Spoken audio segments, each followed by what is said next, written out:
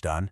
I mean, what's the secret that separates the people who are just busy from the ones who are truly exceptional? We all have the same 24 hours, right? So what gives?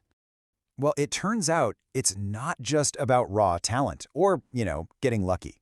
Professor Cal Newport actually studied some of history's most accomplished minds, and he found this common thread, this hidden skill that they all had in common.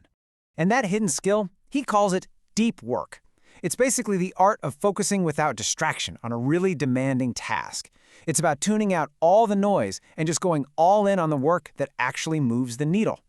Let's be real for a second. We live in a world of digital chaos. Constant pings, notifications, endless scrolling. It's designed to break our concentration. And that makes the ability to truly focus incredibly rare. But because it's so rare, it's also become incredibly valuable. It's a superpower. Okay, so what is deep work exactly? Let's get specific.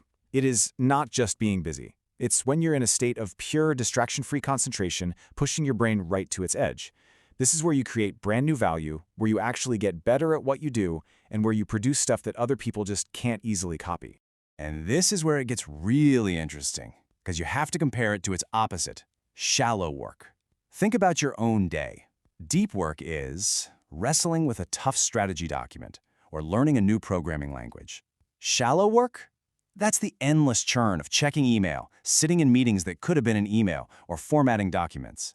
Shallow work keeps the lights on, sure, but deep work builds the skyscraper. So why is this distinction so important? Well, let's get into the science of it, because this is really the engine behind elite performance and mastering just about anything.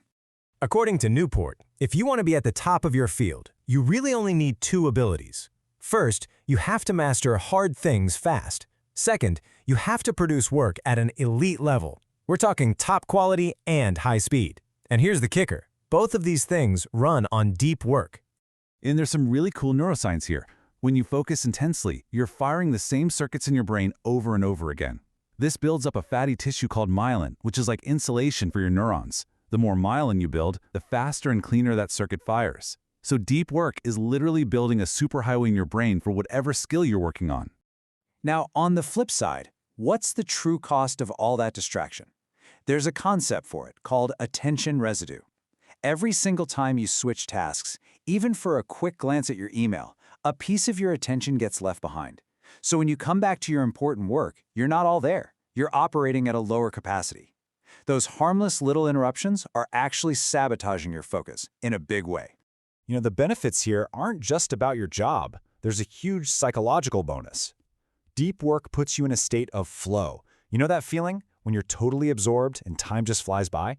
Well, psychologists have found that people are at their happiest when they're in that state of flow. So yeah, deep work makes you more productive, but it can also make you happier. All right, so we get the what and the why. Now for the really important part, the how. How can you actually build this into your life? Well, Newport lays out 4 different philosophies, so you can find one that actually fits your style. First, you've got the monastic approach. This is the most extreme, basically cutting out all shallow work. Think of a reclusive author. Then there's the bimodal approach, where you split your time into big chunks, maybe a few days totally focused, and the rest of the week on other stuff.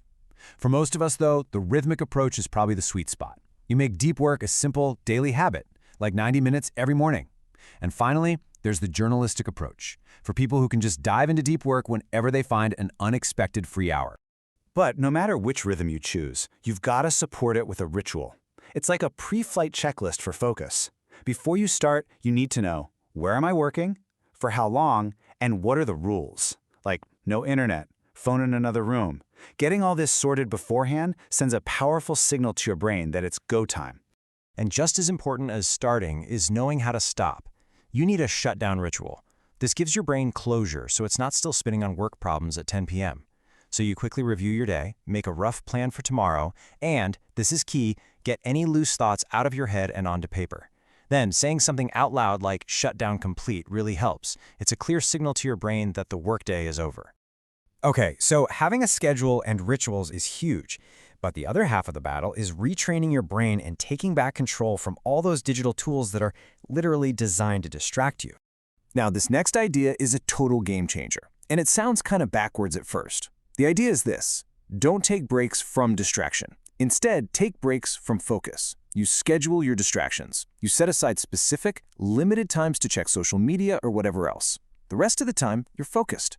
This actually trains your brain to handle boredom, which is absolutely essential for deep concentration.